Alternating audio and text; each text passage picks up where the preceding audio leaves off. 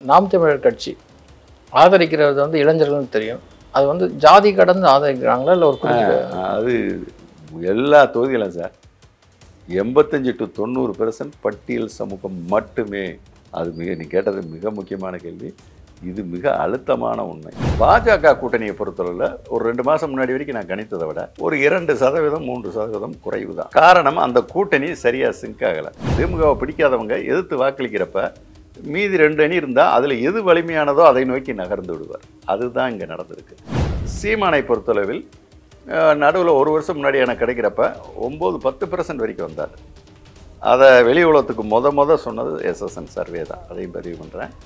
அதிமுக திமுகவில் வந்து பெறக்கூடிய வாக்குகள் நாம் தமிழருக்கு குறைந்து போயின. சரி, அப்போ அந்த வாக்கு எங்கே போகுதுன்னா அதில் கணிசமாக தேமுதிகவுக்கு போயிடுச்சு. கட்டமைப்பு இல்லை, ஆனால் கட்சி இருக்குது, வலுவாக தான் இருக்குது. ஏன்னா பாஜக கூட அது கீழே தானே இருக்குது. இது 6% தான், அது 7-8ன்னா இவரை விட அதுதான் வலுவான கட்சி. 4.5% தான் கட்சி ஓட்டு பிஜேபிக்கு. மீதி 10% ஓட்டு 10-11% மோடிக்கான பிரதமர் தேர்வுக்கான ஓட்டாக தான் உள்ள நுழைஞ்சாங்க. தென் சென்னை வந்து எப்படி இருக்கு? தென் சென்னையை பொறுத்தளவு சார், அதாவது கவர்னர் பதவியை ராஜினாமா பண்ணிட்டு வந்து நான் மக்கள் பணிக்காக சார் வேற என்ன கேபினட். இது வந்து கவர்னர் நல்ல பதவினால அது பொம்மை பதவி. அந்த அம்மையாருக்கு பேராசை. என்ன பேராசை? மத்திய மந்திரியாகி சைரன் வச்சு அப்படி எல்லாரையும் கலக்கணும்னு பேராசை. பேராசை பெருநஷ்டம்னு ஒரு பழமொழி. கதி அதுதான். வணக்கம், இது கோல்டன் சான்ஸ் வழங்கும் அரசியல் களம். நான் உங்கள் அறிவழகன். இன்றைய அரசியல் களம் நிகழ்ச்சியில் நம்மோடு இணைந்திருப்பவர் SSN தேர்தல் கருத்து கணிப்பு நிறுவன தலைவர் திரு S. சீனிவாசன் சார். வணக்கம் சார். வணக்கம் சார். சார், SSN கருத்து கணிப்பு வந்து எவ்வளோ வருடங்களாக பண்ணிகிட்டு இருக்காங்க? என்ன மாதிரி கருத்து கணிப்பு எடுக்கிறீங்க? உங்களை பற்றி இது கொஞ்சம் ஒரு அறிமுகப்படுத்திங்களேன். நான் வந்து BSNL employee sir. Central government மெரிட்டில் வேலைக்கு போனவன். காலேஜ் முடித்தவொடனே மெரிட்டில் வேலைக்கு போனவன். அதில் தான் 36 வருஷம் பணியாற்றியிருக்கேன். 23 வயசுலேயே போயிட்டேன். ஒரு நடுவில் இடையில ஒரு கட்சியில் பணியாற்ற வாய்ப்பு இருந்தது. வாய்ப்பு நானாக போகல, வம்ப பிடிச்சி பதவி கொடுத்தாங்க. என்ன சரிதானே, அதில் சிறப்பாக எதை செஞ்சாலும் சிறப்பாக செய்வேன். அப்படி செஞ்சிட்டு இருக்கிற காலகட்டங்களில் தான் இந்த ஒரு வந்தால் பேசுவோம்ல சாதாரணமாக, இந்த இடம் 26 ஓட்டில் இவங்க ஜெயிப்பாங்க இல்லை அப்படி பேசுகிறப்ப நான் ஒரு கணிப்பை சொல்லுவேன். அதுதான் ஒவ்வொரு தடவையும் வரும். அப்போ எனக்கு அந்த சக்தி அபாரமாக இருக்கிறத உணர்ந்துட்டு தான் முதல் முறையாக அந்த கட்சியில் இருக்கிறப்பயே மதுரை மேற்க பண்ணி அழகிரிக்கிட்ட கையிலேயே கொடுக்குறேன். நேருக்கு நேர், யார்கிட்டையும் கொடுக்கல. அவர் படித்து ஃபுல்லாக 7 பக்கத்தையும் பார்த்துட்டு 30,000 வித்தியாசமாக கடைசி பக்கத்தில் அது இருக்குது. அப்போ நான் வேலையை பார்க்க வேண்டியதில்லை போலன்னாரு. நான் சுதாரிச்சுட்டு நீங்கள் வேலை பார்க்குற இன்புட்டெல்லாம் ஆட் பண்ணி தான் சார் அது ரிசல்ட்டுன்னு சொல்லி கொடுத்துட்டு வந்துட்டேன். அதே மாதிரி ரிசல்ட்டு வந்ததுக்கு 2 நாளைக்கு முன்னாடி எலெக்ஷன் முடிஞ்சது. மந்திரி எல்லாம் கூப்பிட்டு எல்லாம் கேட்டிருக்காரு. 9 எவ்வளோ லீடிங், 9 லீடிங் எல்லாம் கேட்டு 13,000 15,000 ஓட்டு லீடிங் கிடைக்குன்னு பேசி கலைந்து விட்டார்கள். அதுக்கு 2 நாள் கழித்து தான் எண்ணுறாங்க. என்னன்னா காலையிலே மதியமே ரிசல்ட் வந்துருச்சு. 31,000. நான் கொடுத்தது எவ்வளவு? 30,000. அப்போ கேட்டிருக்காரு, ஏப்பா நம்ம இத்தனை பேர் கூடி 13,000 அவன் வந்தால் 2 நாள் ரவுண்ட் அடித்தா என்கிட்ட இருந்த அபார சக்தி அதுதான். 2 நாள் தான் ரவுண்ட் அடித்தேன். சார், இந்த கருத்து கணிப்பு வந்து நீங்கள் வெளியிட்டிருக்கீங்க. இந்த கருத்து கணிப்பில் வந்து எந்த கூட்டணி எவ்வளோ வெற்றி பெறும்? வெற்றிங்கிறது பாஜகவை பொறுத்தவரை 0 to 2. அதுக்கு அர்த்தம் என்னென்னா 0 நிற்கலாம், 1, 2 ஜெயிக்கலாம். வாய்ப்பு பாசிபிலிட்டி அது. அதிமுகவிற்கு 2 மினிமம் கிடைக்கும், 7 வரைக்கும் கிடைக்க வாய்ப்பு உண்டு. அதுக்கு பேர் 2 to 7. நாம் தமிழர் 0 to 0 தான். அவங்களுக்கு வெற்றி வாய்ப்புங்கிறது கிடையாது. திமுகவுக்கு வெற்றி வாய்ப்பு 30 கன்ஃபார்ம், 37 வரை வெற்றி வாய்ப்பு உண்டு. இதுதான் சார் களம். கட்சிகளினுடைய வாக்கு சதவீதம் எவ்வளோ பெறும் சார்? ஒவ்வொரு கூட்டணியும், திமுக கூட்டணி எவ்வளோ வாக்கு? கூட்டணி வாக்கு சதவீதம். ஆமாம். கூட்டணிங்கிறது திமுக வந்து 39லேருந்து 44 வரைக்கும் அதனுடைய ஃப்ளோ போக வாய்ப்பு இருக்குது. ஏதாவது சில காரணங்களால் குறைஞ்சாலும் 39 குறையாது, கூடுனாலும் 44 தாண்டாதுங்கிறது என்னுடைய. அதிமுகவை பொறுத்தளவில் ப்ரீவியஸாக நான் கணிச்சிருந்தேன் ஒரு 2 மாதம் முன்னாடி. இந்த கூட்டணி என்ன விளைவுன்னு இப்படி இருந்தான்னு கணிச்சப்ப 28 to 32 தான் வந்துச்சு. ஆனால் இன்று இன்னும் சற்று அதிகமாகி 30லேருந்து 34 காமிச்சிருக்கு. ஸ்பீடாக இருக்குது அதிமுக கூட்டணி. அதனால் பிற ஒன்று சேர்த்து தான் அந்த பாசிபிலிட்டி கொடுக்குறப்ப அப்படி தான் பண்ணணும். 30 முதல் குறைஞ்சது 30 வரும். ஒரு வேளை கூடுனா 35 வரைக்கும் போகிறதுக்கு வாய்ப்பு இருக்குது. பாஜக கூட்டணியை பொறுத்தளவில் ஒரு 2 மாதம் முன்னாடி வரைக்கும் நான் கணித்ததை விட ஒரு 2% 3% குறைவு தான். காரணம், அந்த கூட்டணி சரியாக சிங்க் ஆகலை. கூட்டணிகளுக்கு பாமக மட்டும் பலம் வட மாநிலங்களில், வட மாவட்டங்களில் உண்டு. மீதி எந்த கட்சிக்குமே அந்த பலம் இல்லை. சும்மா எல்லாத்தையும் லெட்டர் பேடு கட்சின்னு தான் சொல்லணும். கட்சி பலம்ங்கிறது அமைப்பு ரீதியாக இங்கே இல்லை. திமுகவை பிடிக்காதவங்க எதிர்த்து வாக்களிக்கிறப்ப மீதி 2 அணி இருந்தால் அதில் எது வலிமையானதோ அதை நோக்கி நகர்ந்து விடுவார். அதுதான் இங்கே நடந்திருக்கு. நடந்ததுனால பாஜக அந்த நினச்சதை விட 2-3% குறையுது. அதனால் அதற்கு நான் கொடுத்துருக்கிற ப்ரிடிக்ஷன் 16 முதல் 21%. சீமானை பொறுத்தளவில் நடுவில் ஒரு வருஷம் முன்னாடி எனக்கு கிடைக்கிறப்ப 9-10% வரைக்கும் வந்தார். அதை வெளி உலகத்துக்கு முத சொன்னது SSN சர்வே தான். அதையும் பதிவு பண்ணுறேன். அதுக்கு பிறகு ஆமாம் சீமான் பேசுனாங்க. முத 1.5 வருஷம் இருக்குன்னு நினைக்கிறேன். சாணக்கியால் பேட்டி கூட எடுத்தாங்க. அப்போ தான் நாம் தமிழர் 10% அளவு சராசரி இருக்குதுன்னு கொடுத்துருந்தேன். ஆனால் இந்த 6 மாதமாக அதனுடைய இது டவுன் ஆச்சு. அது எப்போ இருந்து டவுன் ஆச்சுன்னா ஒரு கனெக்டிவிட்டியும் பார்த்தேன். பிற கட்சி திமுக அதிமுகலேருந்து 21க்கு பிறகு வாங்குது. எத்தனை ஓட்டு வாங்குதுன்னு ஒவ்வொரு தொகுதியிலையும் வந்துக்கிட்டே இருக்குது. ஏன்னா நான் 4 கட்ட ஆய்வாக பண்ணியிருக்கேன் எல்லா தொகுதியும். அந்த 6 மாதம் முன்னாடி இருந்து கொஞ்சம் குறைஞ்சி, அதுவும் இந்த ஜனவரியிலேருந்து என்ன ஆயிடுச்சுன்னா, இந்த விஜயகாந்தனுடைய மறைவுக்கு பிறகு அதிமுக பெறக்கூடிய வாக்குகள் நாம் தமிழருக்கு குறைந்து போயின. சரி, அப்போ அந்த வாக்கு எங்கே போகுதுன்னா அதில் கணிசமாக தேமுதிகவுக்கு போயிடுச்சு. அதனால் தேமுதிக அந்த விஜயகாந்த் மறைவு பிறகு தேமுதிகவுக்கு புதிய வாக்காளர் என்றால் அவர்கள் கிடையாது. ஏற்கனவே தேமுதிக ஒரு கட்டத்தில் 11 வரைக்கும் வாங்கியிருக்காங்க. அவங்கெல்லாம் அப்படியே சைலண்ட் ஆகி போயிட்டாங்க. ஒரு சிலர் கட்சி மாறி போயிட்டாங்க. மற்றவங்கெல்லாம் சைலண்ட்டு, ஓட்டு ஏதோ ஒரு கட்சிக்கு போட்டுட்டு போகிறாங்க. ஆனால் கட்சிங்கிறது 1.25 வருஷம் முன்னாடி இருக்கப்போ 2.6 இருந்தாங்க. அவங்களுடைய ஒவ்வொரு கட்சிக்கும் எடுத்த அதில் அவங்களுடைய பலம் 2.6 எனக்கு தமிழ்நாடு லெவலில் காமிச்சது. ஆனால் இதில் அது அதிகரிக்க ஆரம்பித்தது. எப்போனா அவருடைய டெத்துலேருந்தே அதிகரித்தது. சீமான் கீழே இறங்கினார். அதனால் அவருடைய ப்ரிடிக்ஷன். ஆனால் அந்த பழைய ஓட்டை நிச்சயம் வாங்குவார், அது தெரியுது. அங்கே சீமானை பொறுத்தவரை ஒரு ரியாக்ஷன் சார். மற்ற கட்சியில் அது கிடையாது. புதுசாக வர்றாங்க கணிசமாக, அதே சமயம் ஏற்கனவே இருந்தவங்க கணிசமாக வெளியே போகிறாங்க. அந்த ஒரு மாற்றம் நாம் தமிழர்கள் மட்டும்தான். மற்ற கட்சிகள் அப்படி இருக்காது. ஒரு ஆதரவுனா ஆதரவாகவே நிற்பாங்க. நடுநிலையாளராக தான் ஒரு பக்கம் போவாங்க, அதை விட்டுட்டு இன்னொரு பக்கம் போவாங்க. ஆனால் இங்கே கட்சியை ஆதரவாளராக தீவிரமாக இருக்காங்க, கணிசமாக வெளியே போயிட்டு தான் இருக்காங்க. ஆனால் கணிசமாக புதுசாக வந்துக்கிட்டு இருக்காங்க. அப்போ அந்த கடந்த 7 வாங்கிடுவாங்க. அதனால் கொஞ்சம் கூடுதலாம். அதுக்கு தான் 6 to 9 அதனுடைய ப்ரிடிக்ஷனாக கொடுத்துருக்கேன் சார். பிஜேபி கூட்டணியில் மிகப்பெரிய கூட்டணி கட்சிகள் இல்லை அப்படின்னு சொன்னீங்க. அதே சமயத்தில் திரு நரேந்திர மோடி அவர்கள் இந்த மாதமே கிட்டத்தட்ட பல முறை வந்திருக்கார். அவரோட வருகையினால் அதிகரிக்காதா? ஏற்கனவே பாஜக சுமார் 15% அந்த சாணக்கியால் 1.5 வருஷம் முன்னாடியே பதிவு பண்ணிட்டேன். அப்போ யாருமே நம்பலை. பாஜக 15%. ஏன்னா அன்னைக்கு அதுக்கு பிறகு தான் அண்ணாமலை அப்போ தான் நுழையிறார். நான் சொல்கிற பீரியடை எடுக்கிறாரு, அப்போ தான் நுழையிறாரு. அப்போ அந்த விளைவு அவரால் இல்லை. ஏன்னா அவர் அப்போ தான் நுழையிறாரு. யாரால்னு நான் அதை தெளிவாக தான் எடுக்கிறப்ப 4.5% தான் கட்சி ஓட்டு பிஜேபிக்கு. மீதி 10% ஓட்டு, 10-11% மோடிக்கான பிரதமர் தேர்வுக்கான ஓட்டாக தான் உள்ளே நுழைஞ்சாங்க. அதுதான் நிலை. ஆனால் அண்ணாமலை உள்ளே வந்த பிறகு அந்த 4.5ங்கிறது இன்றைக்கி ஒரு 6% வரைக்கும் கட்சி இருக்குது. கட்சி அவ்வளோதான், ஒரு 2% தான் ரைஸ், பெரிய ரைஸில் ஆகாது. ஆனால் வாக்கு ஆதரவுங்கிறது அதேமாரி அன்றைக்கி 15 எனக்கு காமிச்சது, 14.5 என்னமோ அன்றைக்கி காமிச்சது. அது இன்னொரு 2-3 கூடலாம்.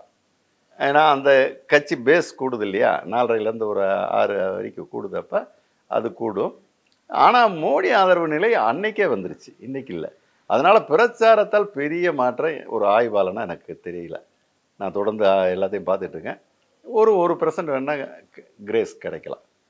ஏன்னா மோடியினுடைய எதிர்ப்பு நிலை கடந்த காலங்களில் பயங்கரமாக இருந்த தமிழ்நாடு இன்றைக்கு எதிர்ப்பு நிலை பெருசாக இல்லை.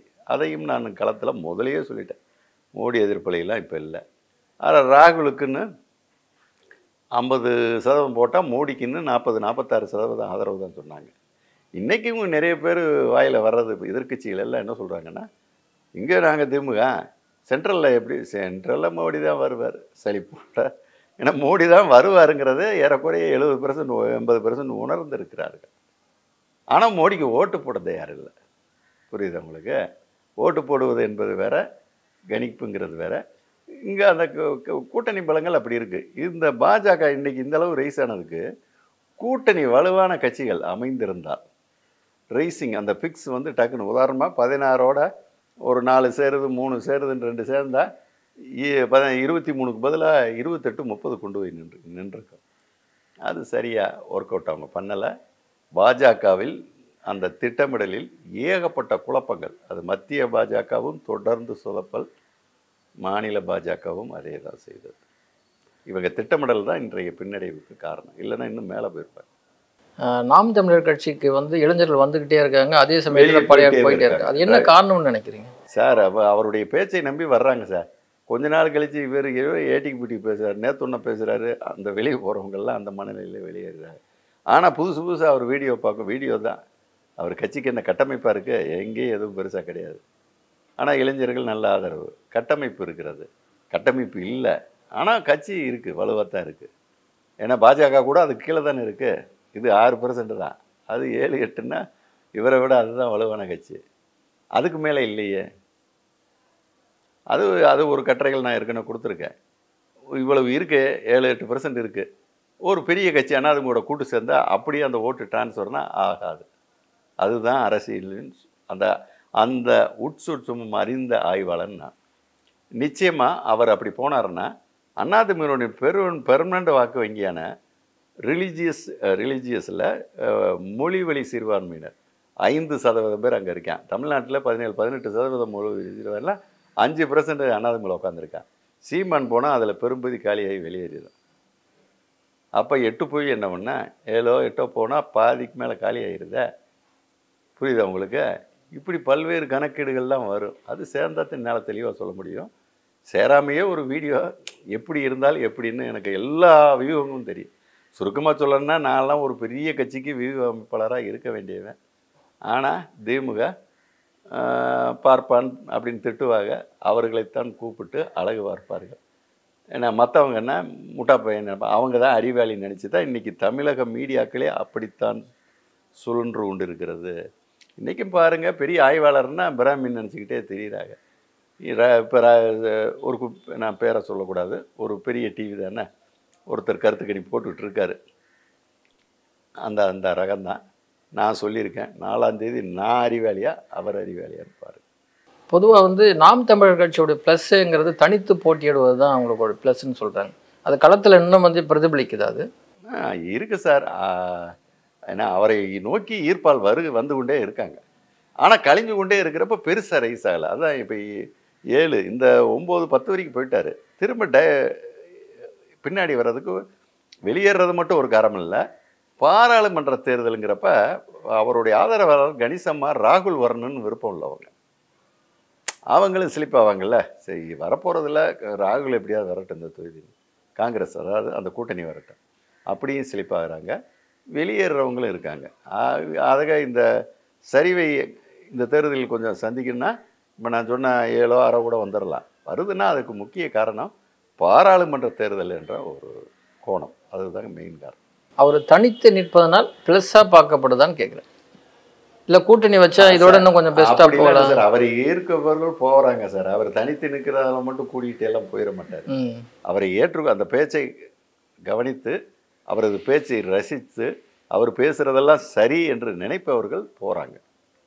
போய் அப்படி நின்றுட்டே இருந்தால் இன்றைக்கி 10 12 தாண்டி போயிருக்கோம். எவ்வளோ போகிறாங்களோ அதில் கணிசமாக வெளியேறாங்க. அது எல்லா ஊர்லேயும் நான் பார்த்துட்ருக்கேன். நாம் தமிழர் கட்சி ஆதரிக்கிறது வந்து இளைஞர்கள்னு தெரியும். அது வந்து ஜாதி கடந்து ஆதரிக்கிறாங்களா இல்லை ஒரு அது எல்லா தொகுதியிலும் சார் 85 to 90% பட்டியல் சமூகம் மட்டுமே. அனைத்து தொகுதியும் இது A to Z எல்லாம் கன்னியாகுமரியிலேருந்து சென்னை வரைக்கும் பட்டியல் சமூகம் மட்டும்தான் 85 to 90. மீதி அனைத்து சமூகத்துலேயும் 10% தான். அது நீ கேட்டது மிக முக்கியமான கேள்வி. இது மிக அழுத்தமான உண்மை. ஏன்னா நான் சமூக ரீதியாக எல்லா தொகுதியும் எல்லாம் எடுக்கிறப்ப வந்துடுது இல்லை. பட்டியல் சமூகம் ஒட்டு மொத்தத்துலேயும் முதல் இடத்தை வாங்குறது திமுக, 2ஆம் இடத்தை வாங்குவது சீமான், அதுக்கடுத்து தான் நான் விடுதலை சிறுத்தை வர்றாரு. மதம் கடந்து அவர்கிட்ட அந்த ஓட்டை வந்து செலுத்தணும்னு நினைக்கிறாங்களா? மதம் கடந்துனா சில கிறிஸ்துவ சாம்பிள் வருது, ரேராக முஸ்லீம் சாம்பிள் ரேராக வருது, பெருசாக மதம் கடந்து வரல.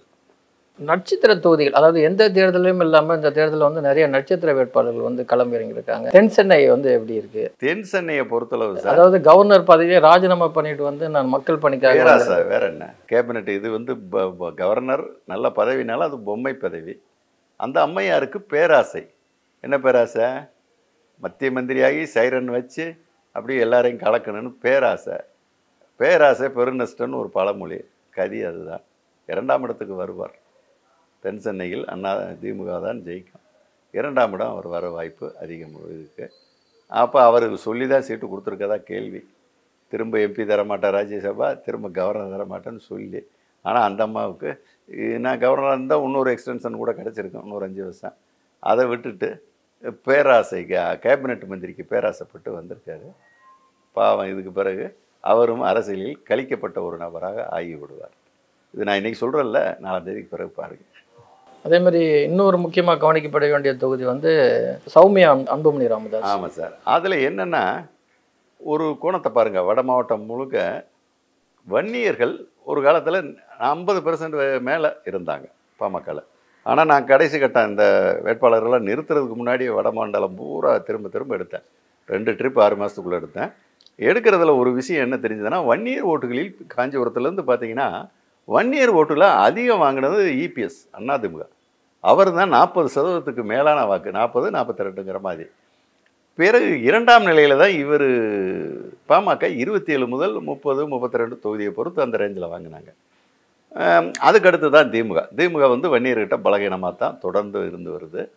இப்படி இருந்த நிலை இப்போ பாமக ஒரு ஃபீல்டு இறங்குறப்ப பாமக நிற்கக்கூடிய தேதிகளில் 27-30 இருந்தவங்க இன்றைக்கி 40-50 வரைக்கும் வருவாங்க. அது எங்கேருந்து வருவாங்கன்னா மெயினாக இபிஎஸ்ஸை விட்டுட்டு தான் வரணும். அது கொஞ்சம் சில % திமுகவை விட்டும் வருவாங்க. அது ஜாதிய உணர்வில் வரக்கூடிய வாக்குகள். சரி வருது, இதெல்லாம் ஆடாகுது. மைனஸ் ஆகுதா? ஆம். பாஜகவில் ஒரு 10% போகிறோன்னு சொன்னால் அதில் 5% போட மாட்டான். காரணம், பிற சமூகம் அனைத்திடமும் பாமக எதிர்ப்புணர்வு ஆழமாக வேரூன்றி இருக்கிறது. அந்த எதிர்ப்புணர்வு எப்போ வேலை செய்யாமல் போகும்னா, திமுக அதிமுக மாதிரி பெரிய கட்சியோடு சேர்ந்தால் அந்த எதிர்ப்புணர்வு மட்டுப்படும். இது சிறிய கட்சிங்கிறப்ப அது தெரியும் உங்களுக்கு, பிஜேபி எந்த கிளாஸ் செக்ஷன் ஆதரவாளர்னு. அதில் அந்த கணிசமான வாக்காளர் போட மாட்டான். அப்போ இவங்களுக்கு 2% ரைஸ் கிடைக்கும், 4% அடியாயிடும். அப்போ பெரிய பலன் இருக்காது. நீங்கள் கேட்குற தருமபுரிக்கு நாம் பிஃபோர் இதெல்லாம் அனுபவிக்கிறதுக்கு முன்னாடி 3ஆவது ரவுண்டு எடுக்கிறப்ப 600 சில்லற சாம்பிள் எடுக்கிறப்ப 65% மேலாக பாமக என்று வன்னியர் ஆதரவளித்தார். அதற்கடுத்து 2ஆம் நிலையில் 20 சில்லற சதவீதம் இபிஎஸ். அந்த ஒரு தொகுதி மட்டும்தான். மீதி எல்லா தொகுதியிலையும் இபிஎஸ் தான் முதலிடம். இப்போ அங்கே தருமபுரி மட்டும் அப்படி வந்தது. திமுக பலகீனமாக 10 தான். தேமுதிக கூட அந்த நிலையிலையும் 5% ஓட்டை வன்னியர் ஓட்டை வாங்குச்சு. அதையும் அங்கே பார்த்தேன். அது பிஃபோர், இதுகளுக்கு முன்னாடி. அடுத்து அப்படியே இவங்கெல்லாம் கேண்டிடேட் ஆன பிறகு 2 மாதம் கழித்து எடுக்கிறேன் ஃபைனல் ரவுண்டு. எடுக்கிறப்ப என்ன நகர்ந்துருக்குன்னா 52% தான் பாமக வன்னியர் பாமகவுக்கு போடுறாங்க. அதற்கு காரணம் அந்த திமுக அதிமுக இறங்கின வன்னியர் தான் அவங்களும். அந்த வேட்பாளர் பழைய நிலையை விட குறையுது, கூடணும். அன்றைக்கி 65னா இப்போ 75-80 போகணும். ஆனால் போகாமல் குறைஞ்சது.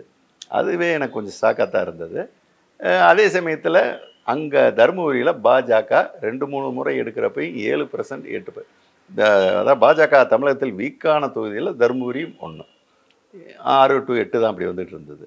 ஆனால் எல்லா தொகுதி மேலேயும் அதுலேயும் பாதி ஓட்டு கன்வெர்ட் ஆகாது பாமகவுக்கு. நல்லா கேட்டுக்குங்க, கன்வெர்ட் ஆகாது. இதுதான் நிலை. அது இந்த நிலையில் இப்போ நான் 4ஆவது ரவுண்டு எடுக்கிறப்ப எனக்கு மொத்தத்துக்கே 21% தான் வந்தது.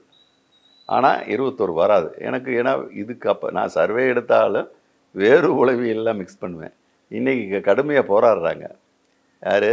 சௌமியாவும் அவரது குடும்பம் பூரா இறங்கி. ஆமாம், குழந்தைங்க கூட போராடுறப்ப வன்னியர் பிற சமூகம் இறக்கப்படாது, வன்னியர் சமூகம் இறக்கப்படும். அப்போ 70% தாண்டி போயிடுவாங்க. அப்படி போகிறப்ப நீங்கள் அவங்க 30% பாப்புலேஷன் ஏறக்குறைய, வன்னியர்கள் 30% பாப்புலேஷன் தருமபுரி. ஏன்னா இப்படி கிராஸ் பண்ணி தான் நான் ஃபைனல் முடிவு வர முடியும். எடுத்த டேட்டாவை வச்சு வர முடியாது. அந்த 30%ல் பார்த்தீங்கன்னா 70% போட்டால் எவ்வளவு? 21%. இன்னும் எக்ஸஸ் பண்ணி கூட 1-2 கூட்டிக்குவோம். 23. பா பாஜகவுக்கு 7-8 தான் கிடைச்சது. குறைஞ்சபட்சம் 2-3% என்ன பண்ணாலும் விட்டாது. அப்போ 22, 23லேருந்து அதை கூட்டுங்க, 30 தானே வருது. வெற்றி கோடுக்கு எப்படி போகிறது? அதைத்தான் கொடுத்துருக்கேன். எனக்கு கிடைச்ச சாம்பிள் பிரகாரம் 3வது இடம். ஆனால் இந்த போராட்டங்களின் விளைவு அவர்கள் 2ஆம் இடத்திற்கு வருவார்கள். வெற்றி என்பது திமுகவுக்கு உறுதியாக நிற்கிது. ஏன் உறுதியாக நிற்கிதுன்னா, வன்னியரில் அவங்க கம்மியாக தான், இபிஎஸ்க்கும் கீழே தான் வாங்குறாங்க. ஆனால் அந்த போலரைசேஷன் வன்னியர்கள் அப்படி ஒரு சார்பை அடிக்கிறப்ப பட்டியல் சமூக வாக்குகள் அது விசிக்க நல்ல பலம். எங்கே திமுகவும் பலம் 2 சேர்றப்ப 80% பட்டியல் சமூக வாக்கு. ஏன்னா ஏடிஎம்கே பட்டியல் சமூகத்தில் ரொம்ப வீக்காயிருச்சு. பாமகவால் 1% கூட வாங்க முடியாது. அப்போ 80% பட்டியல் சமூக வாக்குகள் திமுகவுக்கு தான் போகுது. அது தவிர பிற சமுதாயங்களிலும் கணிசமாக வாங்குகிறாங்க. அப்போ அவருடைய வெற்றி ஏறக்குறைய உறுதி தான். 2ஆம் இடத்துக்கு வரலாம். அதுவும் எனது கணக்கில் சின்ன தவறுனா, நான் முதல்ல சொன்னேன் கணக்கீட்டு அடிப்படையில் 3ல் தான் வந்தாங்க. உளவியல் அடிப்படையில் தான் சௌமியாவை 2வது கொண்டு வரேன். இது 2ல் 1 நடக்கும். திமுகவின் கூட்டணி கட்சியாக இருக்கிற திரு திருமாவளவனுடைய பானை சின்னத்தில் நிற்கிற திரு திருமாவளவன் அவருடைய வெற்றி எப்படி பார்க்க? வெற்றி பெறுவார் சார். அது என்னுடைய உண்மையான அந்த தொகுதியை பார்த்தீங்கன்னா 46லேருந்து 48% 4 சர்வேயும் வந்தது. வலிமையான ஒரு தொகுதி திமுக கூட்டணிக்கு. அப்படி வலிமையான ஒரு தொகுதியாக இருந்தாலும் திருமாவளவன் மீது கணிசமான அதிருப்தி பிற சமூக மக்களிடம் இருக்கிறது. நான் இந்த ஃபைனல் ரவுண்டுக்கு முன்னாடி ரவுண்டு 2வது ரவுண்டு விரிவாக எடுக்கிறப்பயே திருமாவளவன் இங்கே போடுவீங்களான்னு கேட்டால், திமுகவிற்கு போடுற வன்னியரும் போடுவேன் என்றார். நல்லா பார்த்துக்கோங்க, வன்னியரும் போடுறேங்கிறாரு. எல்லா சமூகம் திமுக போடுறேன், திருமாவளவனாலும் போடுவேன்னு தான் சொல்கிறாங்க. அப்போ போட ரெடி. ஆனால் உளவியல் ரீதியாக பார்க்குறப்ப பரவலான அந்த நடுநிலை செக்டார் பிற சமூகத்தில் அதிருப்தி இருக்குது. அதாவது சிதம்பரத்தில் ஜெயிப்பார். இதே இது அவர் நிற்காம வேறு திமுக நின்னா 2 லட்சத்துக்கு மேலே பயங்கர டிஃபரன்ஸில் ஜெயிப்பாங்க. இவர் 1 லட்சத்துக்குள்ளே தான் டிஃப்ரென்ஸை காட்ட முடியும். 50,000 40,000 இல்லை கூடனா 1 லட்சம். ஏன்னா கூட்டணி வலிமையாக இருக்குது. ஆனால் அந்த திரும்ப மீதான எதிர்ப்புணர்வு இருக்கிறது. அது ரீடிங்கை கணிசமாக நல்லாவே குறைக்கும். குறைச்சாலும் எப்படி ஜெயிக்கிறாருன்னா, அந்த கூட்டணி வலுவாக இருக்குது இயல்பில், அதனால் ஜெயிக்கிறார். பிஜேபி தலைவர் திரு அண்ணாமலை அவர்கள் எலெக்ஷன்லேயே நிற்க மாட்டேனாரு, அப்புறம் திரும்ப நிற்கிறாரு. அவருக்கு தெரியுமில்ல, பிஜேபி தனியாக நின்று என்ன கதியான்னு தெரியும். அதனால் தப்பிச்சு ஓட பார்த்தாரு. வானதி ஒரே இதாக நின்று தான் கேபினட் ஆகிரணும், அதிமுக கூட்டணி வைக்கணும்னு எல்லா ஜெகஜால வித்தைகள்லாம் வானதி காமிச்சிக்கிட்டு இருந்தது. அது ஃபெயிலியர் ஆகி ஒட்டுமொத்தமாக பிரிவு நிரந்தரணுன்னா வானதி சீனிவாசன் சீட்டு கேட்குறதே கும்பிடு போட்டுட்டு டெல்லிக்கு அண்ணாமலை தான் ஸ்ட்ராங்கு வெயிட்டு நிப்பாட்டுக்குன்னு உள்ளே நல்லா கோர்த்து விட்டார். இவர் வேணான்னு ஓட பார்த்தால வானதி தான் இப்போ கோர்த்து விட்டுருக்காங்க. கோர்த்து விட்டுட்டு அப்படியே உள்ளுக்குள்ளே சிரிச்சுக்கிட்டு, அப்பா நீ ஹீரோவா, நாங்கள்லாம் டம்மியா? ஏன்னா அவங்களுக்குள்ள கான்ட்ரவர்சி. அந்த அம்மா தான் நினைக்குது. புதிய வந்தவங்களுக்கு எல்லா கட்சியிலையும் இப்படி தான். ஒரு கட்சியில் புதுசாக மேலே வந்தால் பிறருக்கு பிடிக்காது. அதுதான் அங்கேயும். ஏன்னா ஏகப்பட்ட எதிரிகள், உள்கட்சி எதிரிகள் அண்ணாமலைக்கு. அதனால் ரசிச்சிட்டு இருக்காங்க. இப்போ அவர் அதனால் சர்வேல அதெல்லாம் இது கதைகள்னால் உண்மை தான். ஆனால் நிலவரம் என்னவாக இருந்ததுன்னா, கோயம்புத்தூர் தொகுதியில் தொடர்ந்து திமுக கூட்டணி தான். எல்லா சர்வேலையும் 38, 40, 42. அதிமுக பாஜக இணையாக இருந்தது. 25, 26 அந்த ஆசோலேஷன்லேயே தான் தொடர்ந்து வந்தது. 24லேருந்து 26க்குள்ளே மாறி மாறி வந்துட்டு இருந்தாங்க. இப்போ கடைசியாக அண்ணாமலை வேட்பாளராக அறிவிக்கப்பட்ட பிறகு கூட்டணி இறுதியாகி 4வது எடுக்கிறப்ப அந்த கிடைச்ச 24ல் கூட 1.5 ஸ்லிப்பாகி 22 தான் எனக்கு கிடைக்கிது. நம்ப முடியல. ஆனாலும் நான் கரெக்டாக தான் எடுத்திருக்கேன். 400 சில்லற சாம்பிள் எல்லா சமூக வரியாக பிரிச்சிருக்கேன். இவ்வளவுக்கும் கவுண்டர் சமுதாய வாக்குகள் முன்னே பிஜேபிக்கு 20 சில்லற தான் கிடைச்சது. 30 கிடைச்சதுன்னு வைங்கினேன். இப்போ 40-45% அண்ணாமலை நிற்கிறதுனால டேன் ஆகிறான். அது யாருக்கு இழப்புனா இபிஎஸ்க்கு இழப்பு. அது அங்கேருந்து தான் வருது. திமுகலேருந்து கொஞ்சம் வந்திருக்கலாம். என்னை பொறுத்தவரை 45 இப்போ காமிக்கிறது நெருங்க 55 கூட போகும் கொங்கு கவுண்டர் வாக்குகள். ஆயினும் இப்போ 45 வரைக்கும் வாங்கி கூட 22 தான் வர்றாருன்னா காரணம் என்னென்னா, இந்த அதே சமயம் அதிமுக வாங்கினதுலேருந்து 1% கூட வாங்குறான். அதற்கு காரணம் தேமுதிக அங்கே சேர்ந்தது. அவங்களுக்கு எனக்கு தெரிஞ்சு தேமுதிகவுக்கு 3% வாக்கை ஆஃப்டர் விஜயகாந்த் டெத்தில் நிச்சயம் குறைஞ்சபட்சம் 3-4 வரலாம். அது அங்கே பலமளிக்கிறதுனால அவங்க அந்த 27ல் நிற்கிறாங்க. ஆனால் 38-40க்கும் இதுக்கும் ஏதாவது சம்மந்தம் இருக்கா? எந்த சம்மந்தம்? இவங்க எட்டி பிடிக்கணும்னா சீமான் 6-7 வாங்குறது உறுதி. அப்போ 45-46 போனால் 53-54. 54ல் ஒருத்தர் 40 வாங்கினா தான் டிஎம்கே ஜெயிக்க முடியும். உங்களுக்கு அந்த கணக்கீடு புரியுதா? ஆனால் அப்படி ஒருத்தர் வாங்கினா ஒரு கட்சி அதிமுக பிஜேபி இப்படி வாங்கினா அதிமுக 15% கீழே போகணும். ஆனால் அதிமுகவின் கட்டமைப்பு என்னத்தை செஞ்சாலும் யார் கேன்வாஸ் பண்ணலை ஒன்றும் பண்ணலாம் கூட 25% ஓட்டு வாங்கிடும். ஆனால் அடிப்படை கட்டமைப்பு அப்படி தான் இருக்குது அதிமுக. அந்த 25 மாறவே மாறாது. அப்போ 25 ஊனம் இவர் இழுத்து பிடிச்சா 29-30 தான் தொட முடியும். அதுதான் கள நிலவரம். அதாவது நமக்கு எடுத்த சாம்பிளில் 3ஆவது வந்தாலும் இப்போ நடந்திருக்கிற வேலைகள் பல விஷயங்கள் அனைத்தையும் எனக்கு அறிவேன். 2ஆம் இடத்தை பிடிப்பார். ஆனால் 30 தான் தொடுவார். திமுகவை தொட முடியாது. ஆனால் அண்ணாமலை சொல்கிறாரு டிஎம்கே டெபாசிட்டே போகும் இந்த தொகுதியில் அப்படின்னு சொல்கிறார். அப்படியா? அவங்கவுங்க சொல்ல வேண்டியதான். நான் 4 சர்வே எடுத்துட்டேன், அப்படி வரல. அவரை சுற்றி கட்சிக்காரங்க தான் சொல்கிறது தான் அவருக்கு வாக்கு. தலைவர் இந்த ஊர் பூரா பிஜேபி டிஎம்கேக்கு ஒரு வயலும் போட மாட்டான். இப்படி போகிற இடத்துல அவன் கட்சிக்காரன் பேசுவேன். என்னை மாதிரி பொது ஜனமாக யாருன்னே தெரியாதவங்கள தான் நாங்கள் போய் பார்க்குறோம். நாங்கள் இன்னார் இருந்தான்னு கட்சிக்கார கட்டியிருந்தால் பக்கத்துக்கே போக மாட்டோம், அவங்ககிட்ட கேட்கவே மாட்டோம். எது கேட்கணும்? டிஎம்கே கரை கட்டி நின்று அவங்ககிட்ட கேட்டால் திமுக சொல்ல போகிறேன், அவங்ககிட்ட எது கேட்குறேன்? நாங்கள் கேட்குறதெல்லாம் கட்சி சாராத சாதாரண பொதுமக்கள். 4 தடவை எடுத்திருக்கேன். இல்லாத இது எனக்கே கூட சில ஆச்சரியம். என்னடா திமுக பலவீனமாக இருந்தது, ஆளுங்கட்சி அனுப்புறது இப்படி ஆயிருக்குன்னா அதற்கு ஒரு காரணம் மாநகராட்சி பிடிச்சிருக்கு, பூரா நகராட்சியும் பிடிச்சிருக்காங்க. அது அந்த இதில் கவுன்சிலர்கள் அவங்ககிட்ட தானே அந்த பொதுமக்கள் போய் நீக்கிறேன் சின்ன சின்ன வேலை. இப்போ குடிநீர் சப்ளை ரொம்ப பாதித்து இப்போ அதிருப்தியில் தான் இருக்காங்க. அதுவும் வந்தாலும் அது என்னமோ சார் ஒரு மைண்ட் செட். ஆனால் யாருக்கு போடுறேங்கிறது அதே நிலையில் தான் இருக்கான். பொதுமக்கள் அப்படியே தான் இருக்கான். ஏன்னா அதிருப்தி அது குடிநீர் விஷயத்தில் இருக்குது. பெரிய மற்ற அதிருப்தி இல்லை. குறிப்பாக திமுக மேலே 1 வருஷத்துக்கு முன்னாடி இருந்த அதிருப்தி நல்லா இருந்தது. கடுமையாக குறை சொன்னாங்க. அப்போ கூட அந்த 40-38 எனக்கு கிடச்சிது. இப்போ பெரும்பாலும் அப்படி குறை சொல்லலை. இந்த மகளிருக்கு 1000 ரொம்ப அமுக்கி இருக்குன்னு நினைக்கிறேன். அந்த குறைகளை பெரிய குறைகள் சொல்லலை. குடிநீர் குறை பலமாக சொல்கிறாங்க. இருந்தாலும் இப்போ நான் கடைசி எடுத்ததில் 42% வந்திருக்கு. குறைஞ்சாலும் 38 வாங்குவாங்க. அந்த 38 கடக்க இவங்க யாராலையும் முடியாது. அண்ணாமலையால் முடியாது. அதனால் திமுக உறுதியாக வெற்றி பெறும். இன்னொரு கவனிக்கப்பட வேண்டிய தொகுதி விருதுநகர். அதாவது சரத்குமார் கட்சியை கலைச்சிட்டு பிஜேபிக்கு போய் சேர்ந்து தன் மனைவிக்காக ஒரு சீட்டு வாங்கினார். இன்னொரு பக்கம் திரு விஜயகாந்தோடைய சன் அங்கே போட்டியிடுறாரு. அங்கே வெற்றி வாய்ப்புகள் எப்படி இருக்குது சார்? யாருக்கு? சரத்குமாருக்கா? ஆமாம். டெபாசிட்டு சிரமம். இப்போ நான் எடுத்ததுலேயே 400-500 எடுத்திருக்கேன். அன்றைக்கி கொஞ்சம் டைம் கிடச்சது, நல்ல ஆட்களை சேர்த்து போனோம். 880 சாம்பிள் எடுத்தான். கடைசி 4 ரவுண்டு எடுத்துட்டேன். 4வது ரவுண்டு அது 3வது ரவுண்டு 600 சாம்பிள் எடுத்தேன். நான் 560 நினைக்கிறேன் 3வது ரவுண்டு. இந்த கடைசி ரவுண்டு வேட்பாளர்லாம் முடிவாகி பிரச்சாரங்களை ஆரம்பிச்சிட்டாங்க. 880 சாம்பிள் எடுத்திருக்கேன். மாணிக்கத்தாகும்போது கடுமையான அதிருப்தி இருக்குது. அதிருப்தி இருந்தும் அவர் 38% ஓட்டை வாங்குறார். உண்மையிலே அதிருப்தி, எல்லாரும் அதிருப்தி சொல்கிறாங்க. ஆனால் வாங்குறாருன்னா அதுதான் அந்த கூட்டணி பலம்.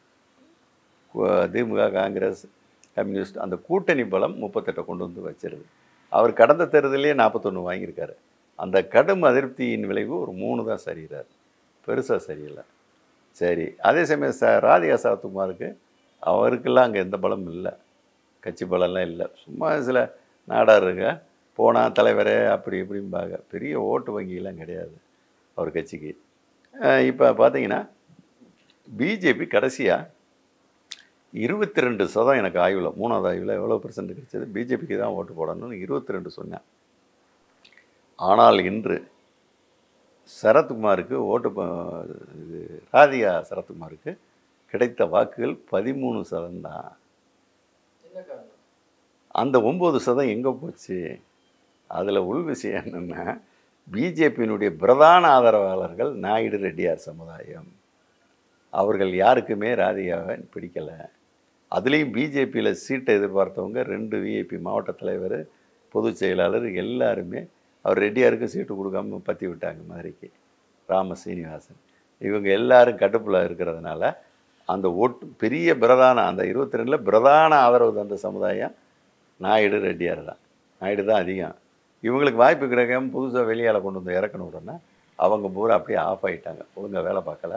தலைவராக ஆஃப் ஆனால் பரவாயில்ல, தொண்டர்களாக இருப்பாங்களே, பிஜேபி ஆதரவாளராக, கட்சி கிடையாது, ஒரு ஆதரவு நிலையில் இருந்த அந்த நாயுடு சமுதாயம் அந்த ஒட்டுமொத்த வாக்கம் அப்படியே விஜயபரபாரனுக்கு போயிடுச்சு. இப்போ ஆமாம், இப்போ விஜயகாந்தோடைய இறப்பு வந்து அனுதாப வலையை அவருக்கு வந்து சார், அது பெண்கள்கிட்ட தனியாக தெரிஞ்சது. அவர் வந்து ஜென்ஸ் எடுக்கிறப்ப பெரும்பாலும் 41% தொட்டார். அவர் 38, 3% தான் வித்தியாசம்.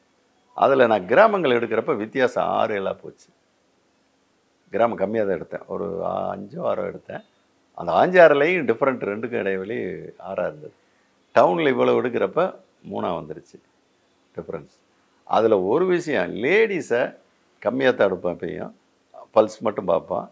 எப்போவுமே லேடிஸுக்கு ஜென்ஸுக்கு ஒரு ஆவரேஜ் பார்த்தா 1% 2% தான் வித்தியாசம் வரும் எந்த தொகுதினாலும். ஆனால் அங்கே அந்த விஜயகாந்த் சென்டிமெண்ட்டு லேடிஸில் 50-55%. இன்னும் சொல்லணும்னா எனக்கு அந்த கொஞ்சம் பார்த்ததில் 80% லேடிஸு அவன் பேர் கூட அவங்களுக்கு தெரியல. கேப்டன் கட்சிக்கு போடுறான், விஜயகாந்துக்காக போடுறான், விஜயகாந்த் மகனுக்கு போடுறான், பேரை கூட அவங்களுக்கு தெரியல அப்படின்னு விஜயகாந்த் புராணத்தை தான் லேடிஸ் பெரும்பகுதி பாடினாங்க. அதனால் 70-80 போடாட்டிலாம் 50 நிச்சயம் உறுதி. 41 ஜென்ஸ் மூலம் இருந்தால் 50 லேடிஸ் வந்தால் 2 சம வாக்கு. அப்போ இப்போ விஜயபரபாரன் 45% ஈஸியாக தாண்டுவான். அப்போ வெற்றிங்கிறது உறுதியான விஷயம். ஜெயிச்சா அடுத்தது வந்து சென்ட்ரல் மினிஸ்டர் அப்படின்னு சொல்கிற கன்னியாகுமரி தொகுதி பொன்னர் ஐயா வந்து போட்டியிடுறாரு. அங்கே சார் ரிலீஜியஸ் போலரைசேஷன் சார். நீ ஜெயிச்சா மந்திரியான பிரதமர் என்னையா, நான் உனக்கு எதுக்கு, நான் கிறிஸ்தவன் முஸ்லீம், நான் எதுக்கு உனக்கு ஓட்டு போடுறேன்? அவங்க 45% to 50% நெருக்கியிருக்காங்க. அதில் ஒரு ஓட்டு கூட பிஜேபிக்கு போட மாட்டாங்க.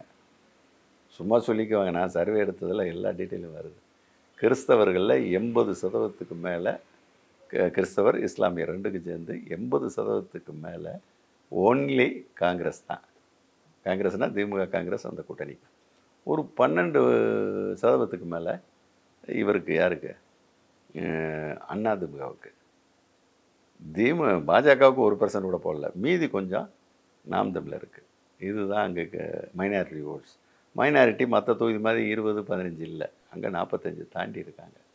சரி, அப்போ இந்துக்கள் பூரா ஒட்டுமொத்தமாக அதே மாதிரி போட்டால் ஜெயிக்கலாம் இல்லையா?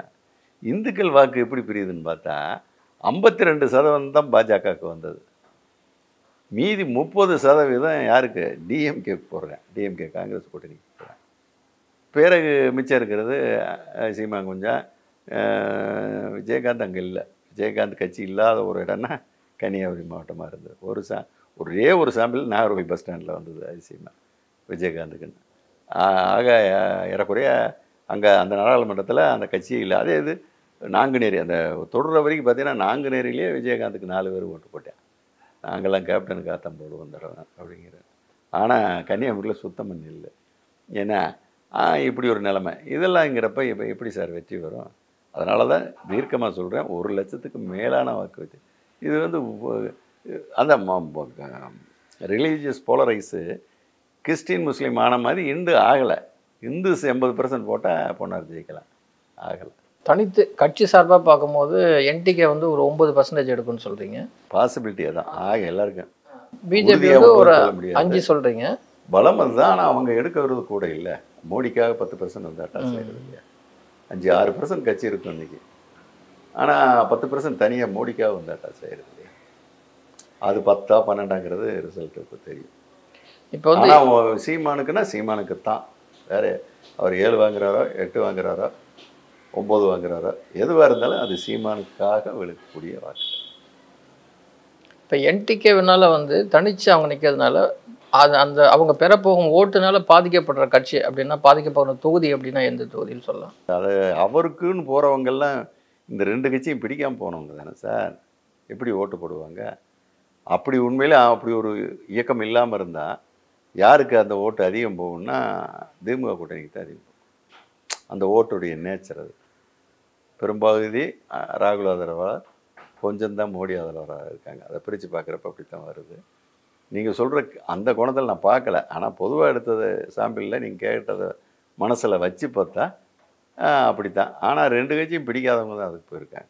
இப்போ வந்து பிஜேபி வந்து ஒரு 0 வாங்கலாம், இல்லைன்னா 2 தொகுதி வாங்கலாம் அப்படின்னா அந்த 2 தொகுதி எந்த தொகுதி? முதல் தொகுதி ராமநாதபுரம், 2வது நம்ம வேலூர். வேலூர் அல்லது வேற ஒன்றும் வரல, எதுவுமே பக்கத்துக்கு வரல, வேலூர் தான். ஓபிஎஸ் உடைய வெற்றி வாய்ப்பு எப்படி இருக்குங்க சார்? அதான் சார், அவரை ஜெயிக்கிற மாதிரி வாய்ப்பு இருக்குன்னு நினைக்கிறேன். ஆனால் நெக் டு நெக் மும்முனை போட்டி. அதிமுகவும் அடித்து வந்தது பெரிய அதிசயமாக இருந்தது எனக்கு கடைசி கட்ட சர்வேல. இல்லை, ஓபிஎஸ் வந்து தனிச்சு சுயேட்சையாக நிற்கிறாரு. அதே களத்தில் வந்து அதிமுக எதிர்த்து ரெட்டலையில் நிற்கிது. நவாஸ்கனி ஏணியில் நிற்கிறாரு, அவர் சுயேட்சை சின்னம் தான். ஒரு 30 ஒட்டியே 3 பேர் இருக்காங்க. இல்லை, அங்கே அப்போ நல்ல பழக்கப்பட்ட சின்னம்னா ரெட்டில் தானே, ரெட்டில் வர்றது வாய்ப்பு இல்லை. அந்த ரெட்டில் அதனால தான் 20, 24லேருந்து 30 வரைக்கும் வந்துருச்சு. அன்றைக்கி சர்வேல 30 வரைக்கும் வந்துருச்சு. ஆனால் கடைசி கட்டம்ங்கிறது நான் எடுத்த கடைசி நாள் எடுத்ததில் ஒரு 2 பகுதி எடுக்கலை. ஏன்னா எல்லா பகுதியும் எல்லா தடவையும் எடுத்திருக்கேன். ராமநாதபுரம் தொகுதியும் திருவாடனையும் எடுக்கலை. அந்த தொகுதியை நான் எடுத்தேன்னா ஓபிஎஸ்க்கு ஒரு இது கிடைக்கும், லிஃப்ட் கிடைக்கும். நான் அந்த 2 தொகுதியில் பிஜேபி மற்ற தொகுதியை விட கொஞ்சம் வலிமையானது. அது மட்டும் இல்லை, பணபலம் அவர் செலுத்துவார் என்று நினைக்கிறேன். இதெல்லாம் சேர்த்து அவரை கரையேற்றும் வாய்ப்பு நிறையவே உண்டு. இன்னொரு கவனிக்கப்பட வேண்டிய தொகுதி வந்து தேனி. திரு டிடிவி, அப்புறம் திரு தங்கத்தமிழ் செல்வன், அவங்க வெற்றி வாய்ப்பு வந்து எப்படி இருக்குது? வெற்றி வாய்ப்பு தங்கத்தமிழ் செல்வனுக்கெல்லாம் ஒன்றும் இல்லை, பேர் கெட்ட பேர் தான். ஆனால் திமுக கூட்டணிக்காக போடுறாங்க ஓட்டு. ஆனால் தினகரனுக்கு நல்ல பேர் இருக்குது, அந்த பேருக்காக நல்ல வாக்குகளை வாங்குறாரு. அது 2ஆம் இடத்துக்கு தான் கொண்டு போய் சேர்க்கும். ஏன்னா கூட்டணி பலம் இல்லை, அதுதான். ஏன்னா தங்கத்தமிழ் சொந்த முக்குளத்தூர் அந்த சமுதாயத்திலே பிரித்து வந்த ஓட்டை பார்த்தா 62% வாங்குறாரு. அது 65 வரைக்கும் கூட போகும். இவர் 30க்கு உள்ளே தான் வாங்குறாரு. ஆனால் முழுக்க முழுக்க எல்லா நிர்வாகியும் தேனி மாவட்டத்தில் ரெட்டலை இபிஎஸ்ட்டு தான் இருக்கான். முக்குளத்தூர் பூரா முன்னாடி நின்று வேலை பார்க்குற மாதிரி ஆக்ஷன் பண்ணிகிட்ருக்கேன். ஆனால் ஓட்டு வெறும் 9% தான் ரெட்டலைக்கு போடுறேன் முக்குளத்தூர். ஆக ஆக்ஷன் நடந்துகிட்ருக்கு. முழுக்க முழுக்க 65% முக்குளத்தூர் டிடிவி தான் போட போகிறாங்க. இதில் நாயுடு சமூகத்தில் 3வது, ஏன்னா பட்டியல் சமூகத்தில் இவரால் 2% கூட வாங்க முடியாது. முக்குளத்தூர் எவ்வளோ ஓட்டோ அதற்கு இணையான பாப்புலேஷன் அவங்க, 2% கூட இவர் வாங்க முடியாது. அப்போ அதுலேயே எவ்வளோ பெரிய பின்னடைவு, பெரிய பின்னடைவு. சரி, முஸ்லீம் கிறிஸ்தவர்களும் அங்கே ஒரு குறைய 10-12% வருவாங்க. ஆமாம், 6, 10லேருந்து 12 இருக்கலாம். அதுலேயும் ஒரு ஓட்டை, சிங்கிள் ஓட்டை கூட தினகரை வாங்கவே முடியாது பாஜக கூட்டணி என்பதால். அப்போ இந்த 2 மேஜர் ரோல், 3 மேஜர் ஃபேக்டரில் 2 மேஜரில் இவர் வாங்க முடியாது.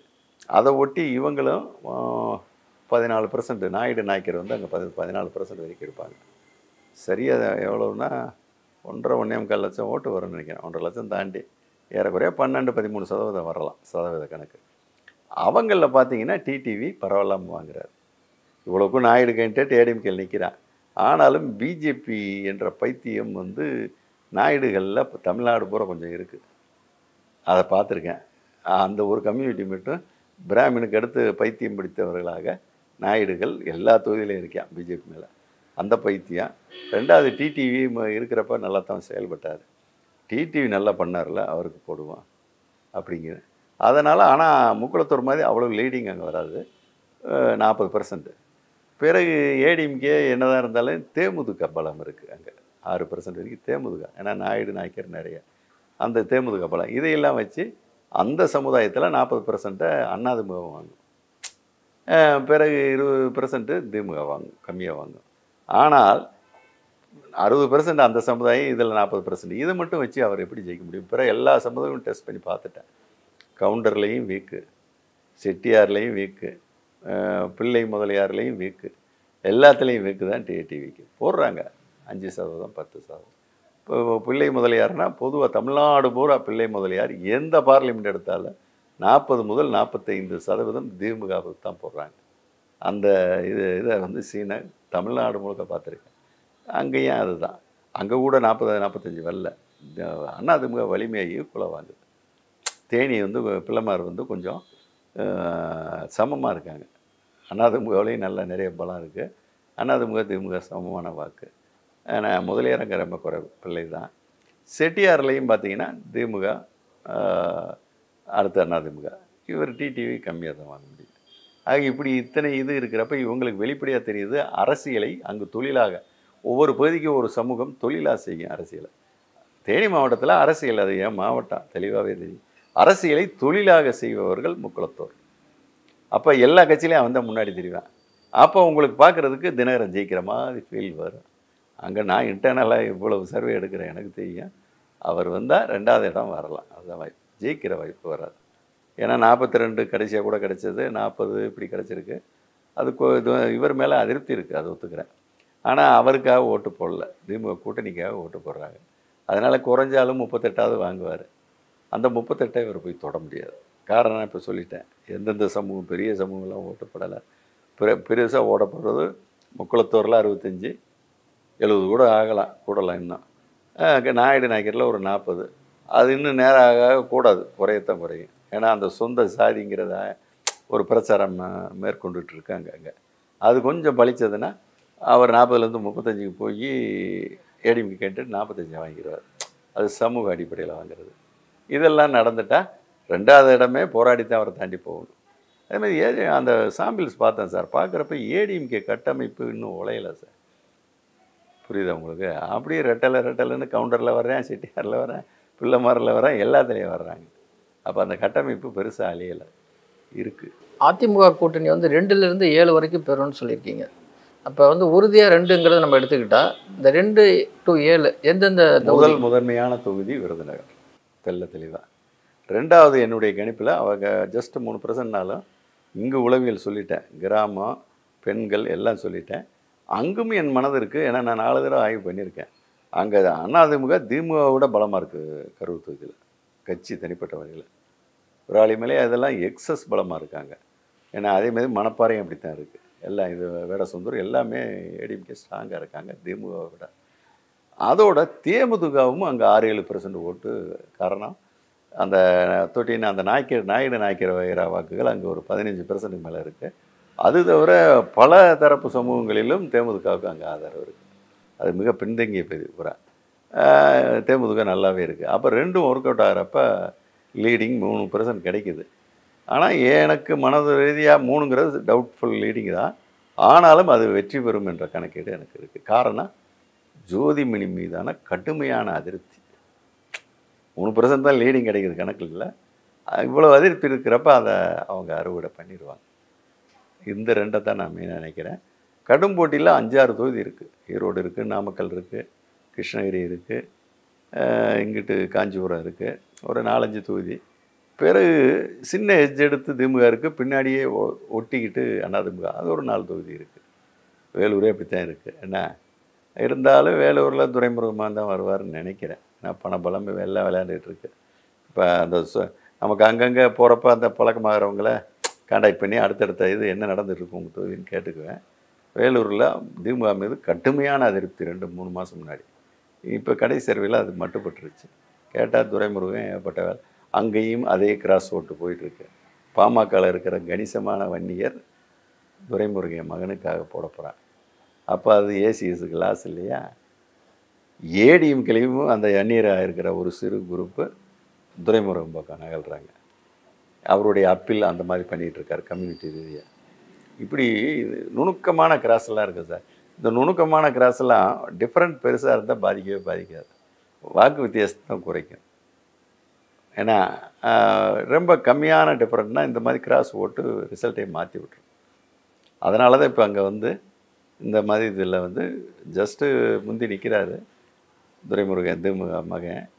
ஆனாலும் அதை ஒட்டி அப்படியேவும் அதிமுகவும் சண்முகம் ஏசி சண்முகம் அவரும் ஒட்டி ஒட்டி தான் நிற்கிறாங்க.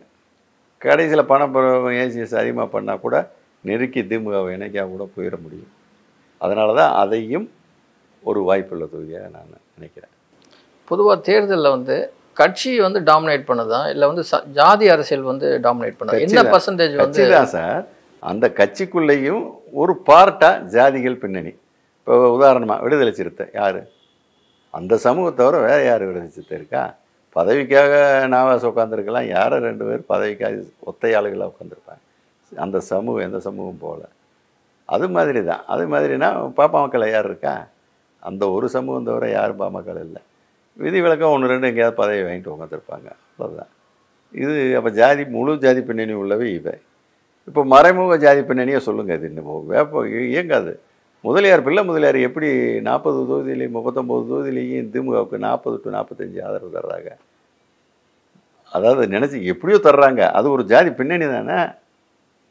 ஒரு காலத்தில் திமுக முதலியார் கட்சின்னு சொல்லுவாங்க. அது உண்மையாக தானே இன்றைக்கும் தொடருது. இன்றைக்கு சென்னையின் வெற்றிக்கு அந்த அவங்களுடைய ஓட்டு வங்கி தான் பெருசாக இருக்குது. ஆக ஜாதி பின்னணி அது இருக்குது. இப்போ தேமுதிகவை பார்த்தீங்கன்னா அதனுடைய வாக்கு வங்கி இன்றைக்கி அந்த ரீட்டைன் ஆகிருக்காங்க. இப்போ 4 நான் 2.6 வீக்காக இருந்தப்போ எனக்கு வந்தது. இப்போ 4% ஜஸ்ட் நிச்சயம் கிராஸ் ஆகிட்டாங்க.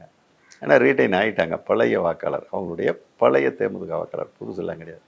அந்த ரீட்டைன் ஆகிருக்கானா அதில் பார்த்தீங்கன்னா 4 ஓட்டு எடுத்தால் 2.5 ஓட்டு ஒரு சமுதாயம் தான். யார்? நாயுடு நாய்க்கர்.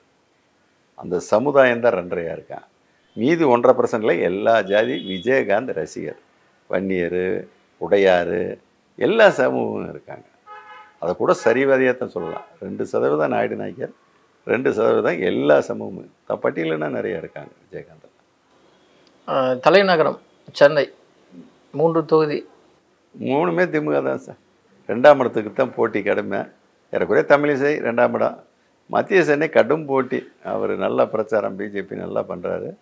அவர் கேண்டிடேட் வீக்கு பார்த்தசாரதி. ஆனால் அதிமுக பலம் இருக்குங்க.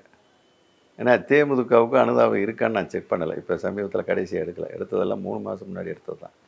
கட்சி பலங்கள் என்ன ஏதுன்னு பார்த்தது. ஏன்னா கடைசி நேரம் என்னால் ஒரு 25-28 தொகுதி தான் செக் அவுட் ஃபைனலில் தான் திரும்ப பண்ணிட முடிஞ்சது. ஒரு 10-12 பண்ணலை. அதில் மற்ற சென்னை மண்டலம் பண்ணலை. இது உண்மைத்தானே சொல்லணும். சும்மா சில புழுகிறேன், நான் அத்தனை எடுத்தேன் இத்தனை பூரா பொய் புழுகுமா, காசை வாங்கிட்டே அதை வாங்கிட்டு கூவுறானுங்க. நான் அந்த ரகம் இல்லை, பொய் சொல்ல வேண்டிய அவசியம் இல்லை. ஆனால் நான் வந்து சார் இப்போ ஒரு தொகுதியும் 1000-1500 சாம்பிள் எடுத்திருக்கேன். ஆனால் இப்போயும் சொல்கிறேன், உதாரணம் கன்னியாகுமரி தொகுதி நான் 100 சாம்பிள் எடுத்தேன் 1.5 வருஷம் முன்னாடி. அந்த ரிசல்ட் ஃபைல் இருக்குது, அந்த இங்கே தான் இருக்குது, 39 எடுத்த ரிசல்ட்டு. ஆனால் அதை திரும்ப பார்க்க மாட்டேன். பார்த்துட்டு போனால் சர்வே அதே தான் வரும், எனக்கு பார்க்க மாட்டேன். இப்போ நான் 500 சில்லற சாம்பிள் எடுத்துட்டேன் கன்னியாகுமரி கடைசி ரவுண்டில். எடுத்த பிறகு எல்லாம் வந்துச்சு, அரைவ் பண்ணிவிட்டு பழைய ஃபைலை தற்செயலாக எடுத்து பார்த்தா அன்றைக்கி என்ன வந்ததோ அதுதான் சார் வந்திருக்கேன்.